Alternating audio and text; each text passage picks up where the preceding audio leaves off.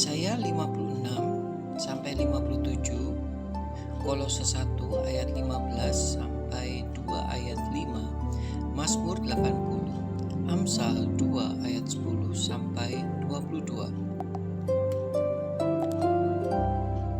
Mazmur 80, doa untuk keselamatan Israel. Untuk pemimpin biduan menurut lagu Bunga Bakung Kesaksian Asaf. Mazmur. Hai gembala Israel, pasanglah telinga, engkau yang mengiring Yusuf sebagai kawanan domba, ya engkau yang duduk di atas para kerub, tampillah bersinar. Di depan Efraim dan Benyamin dan Manasye, bangkitkanlah keperkasaanmu dan datanglah untuk menyelamatkan kami. Ya Allah, pulihkanlah kami, buatlah wajahmu bersinar, maka kami akan selamat. Tuhan Allah semesta alam, seberapa lama lagi murkamu menyala sekalipun umatmu berdoa? Engkau memberi mereka makan roti cucuran air mata, engkau memberi mereka minum air mata berlimpah-limpah. Engkau membuat kami menjadi pokok percederaan tetangga-tetangga kami, dan musuh-musuh kami mengolok-olok kami. Ya Allah semesta alam, pulihkanlah kami, buatlah wajahmu bersinar, maka kami akan selamat. Telah kau ambil pohon anggur dari Mesir, telah kau halau bangsa-bangsa, lalu kau tanam pohon itu. Engkau telah menyediakan tempat bagi dia, maka berakarlah ia dalam-dalam dan memenuhi negeri. Gunung-gunung berlindung oleh bayang-bayangnya, dan pohon-pohon atas aras Allah oleh cabang-cabangnya. Dijulurkannya ranting-rantingnya sampai ke laut, dan pucuk-pucuknya sampai ke sungai Efrat. Mengapa engkau melanda temboknya sehingga ia dipeti oleh setiap orang yang lewat? Babi hutan menggerogotinya dan binatang-binatangnya di padang memakannya. Ya Allah semesta alam, kembalilah kiranya, pandanglah dari langit dan lihatlah. Indahkanlah pohon anggur ini, batang yang ditanam oleh tangan kananmu. Mereka telah membakarnya dengan api dan menebangnya. Biarlah mereka hilang lenyap oleh hari wajahmu. Kiranya tanganmu melindungi orang yang di sebelah kananmu, anak manusia yang telah kau teguhkan bagi dirimu. Maka kami tidak akan menyimpang daripadamu, biarkanlah kami hidup mereka. Maka kami akan menyerukan namamu. Ya Tuhan Allah semesta alam, pulihkanlah kami, buatlah wajahmu bersinar, maka kami akan selamat. Yesaya 56 sampai 57. Keselamatan adalah bagi semua orang. Beginilah firman Tuhan, taatilah hukum dan tegakkanlah keadilan, sebab sebentar lagi akan datang keselamatan yang daripadaku, dan keadilanku akan dinyatakan. Berbahagialah orang yang melakukannya, dan anak manusia yang berpegang kepadanya, yang memelihara hari Sabat dan tidak menajiskannya, dan yang menahan diri dari setiap perbuatan jahat. Janganlah orang asing yang menggabungkan diri kepada Tuhan berkata, sudah tentu Tuhan tidak memisahkan aku daripada umatnya.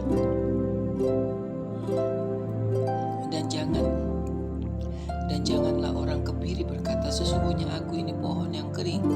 Sebab beginilah firman Tuhan kepada orang-orang kebiri yang memelihara hari-hari. Sebab ku akan memilih apa yang ku kehendaki, dan yang ku berpegang kepada perjanjianku. Kepada mereka akan kuberikan dalam rumahku dan di lingkungan tembok-tembok kediamanku suatu tanda peringatan, dan nama itu lebih baik daripada anak laki-laki dan perempuan, suatu nama abadi yang tidak akan lenyap akan kuberikan kepada mereka.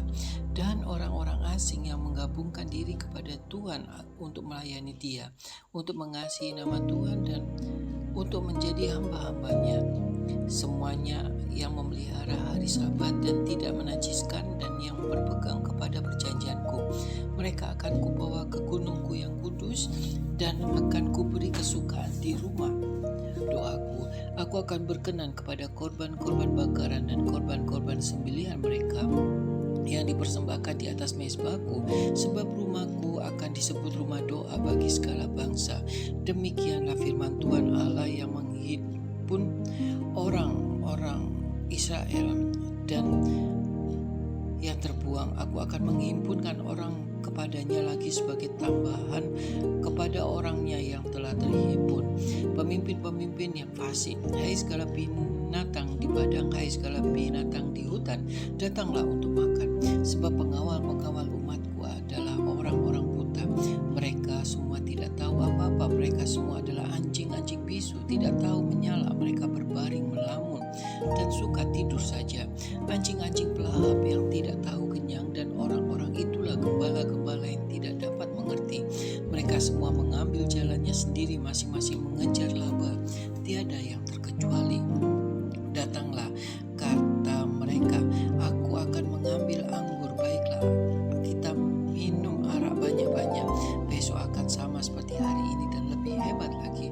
Orang benar binasa dan tidak ada seorang pun yang memperhatikannya. Orang-orang saleh tercabut nyawanya dan tidak ada seorang pun yang mengindahkannya. Sungguh karena merajalelanya kejahatan tercabutlah nyawa orang benar, dan ia masuk ke tempat damai. Orang-orang yang hidup dengan lurus hati mendapat perhentian di atas tempat tidurnya.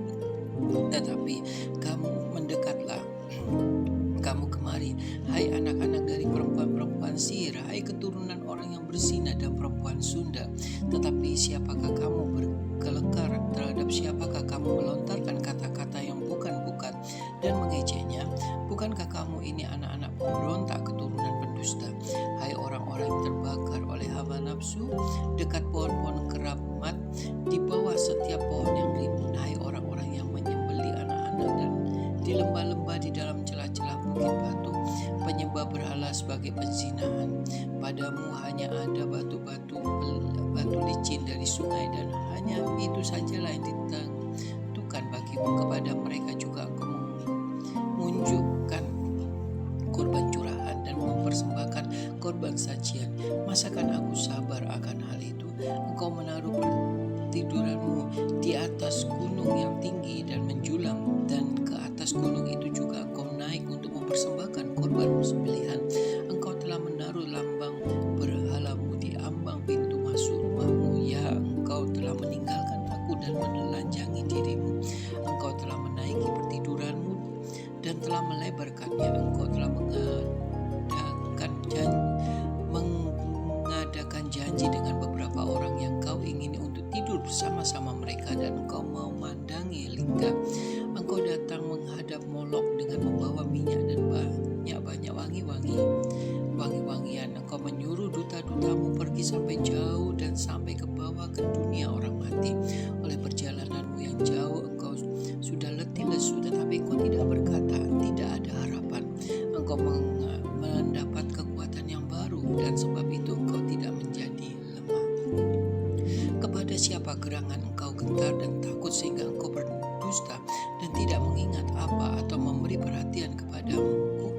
Bukankah karena aku membisu dan menutup mata,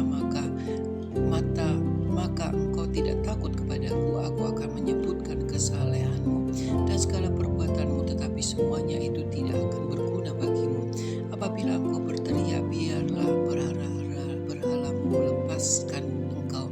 Mereka semua akan ditiup angin, akan terbangkan hembusan nafas. Tetapi orang yang berlindung kepadaku akan mewarisi negeri dan akan mewakili gunungku yang kudus.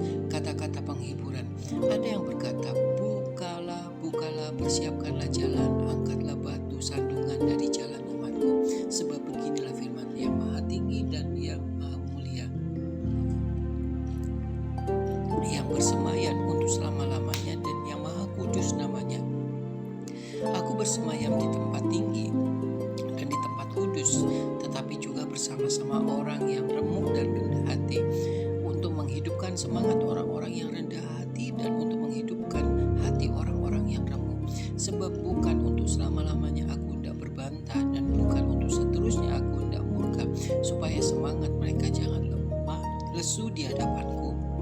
Padahal akulah yang membuat nafas kehidupan. Aku murka karena kesalahan kelobaannya.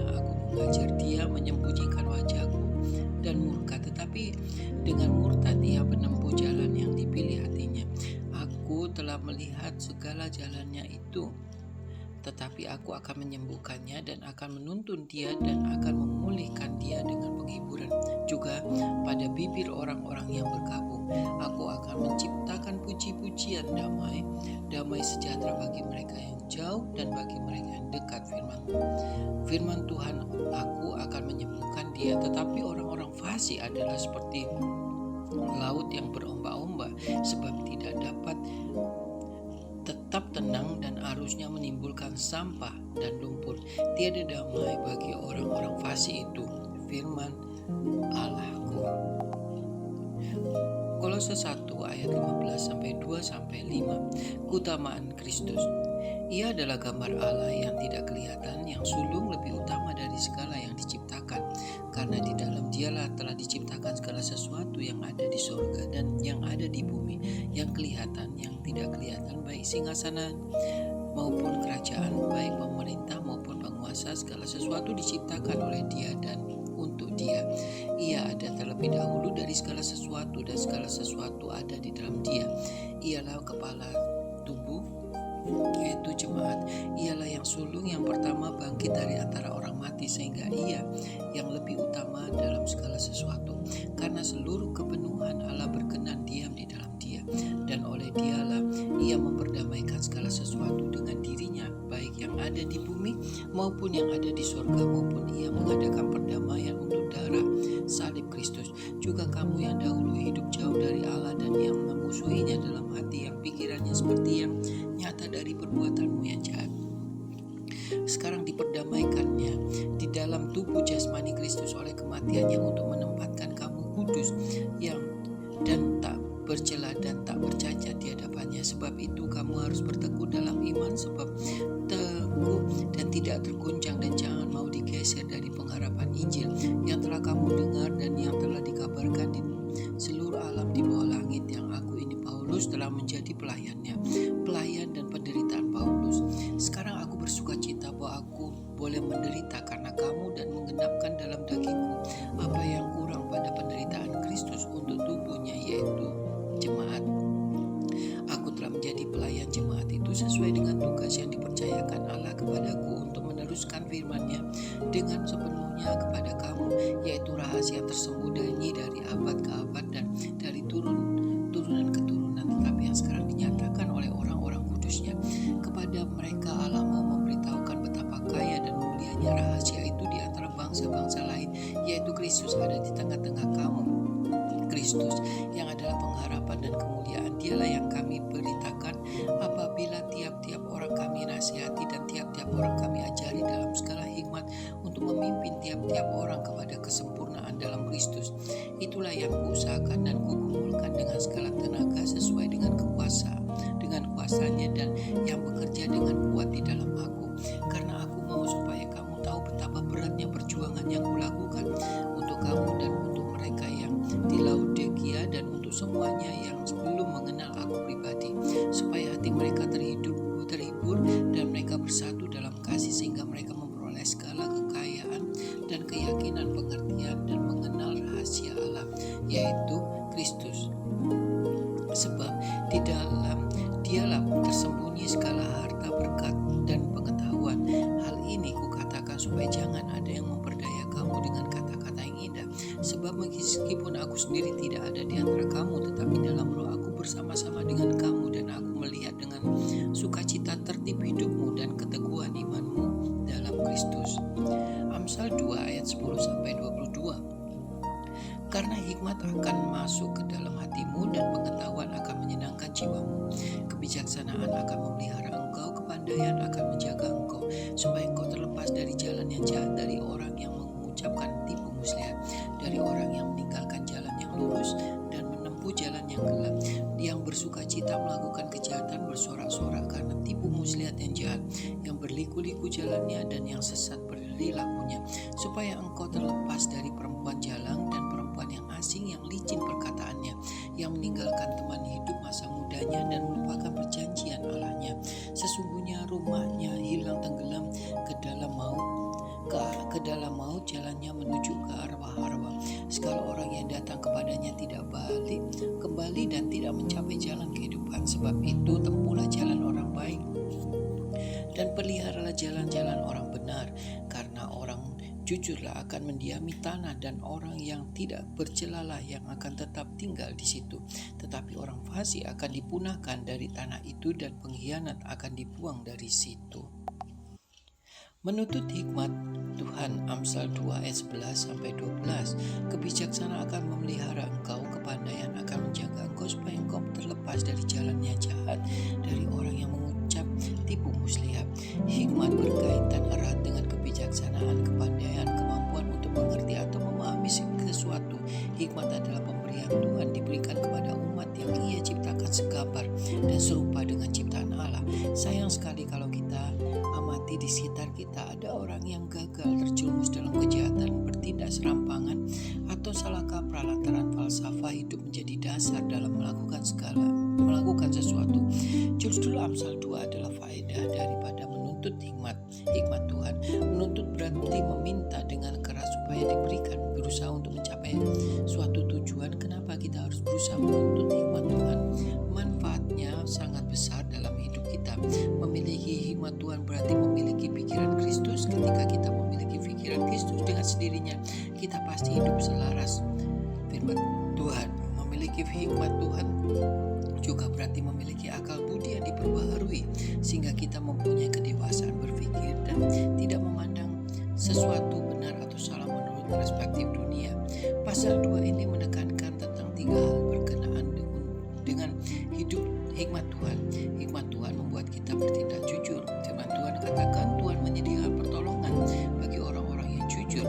Hikmat membuat kita mengerti jalan yang baik, sehingga kita tidak mudah terkecoh oleh dunia, sebab Tuhan yang menjadi perisai kita, Ia menjaga jalan kita. Hikmat membuat kita selalu bertindak adil. Bagaimana dengan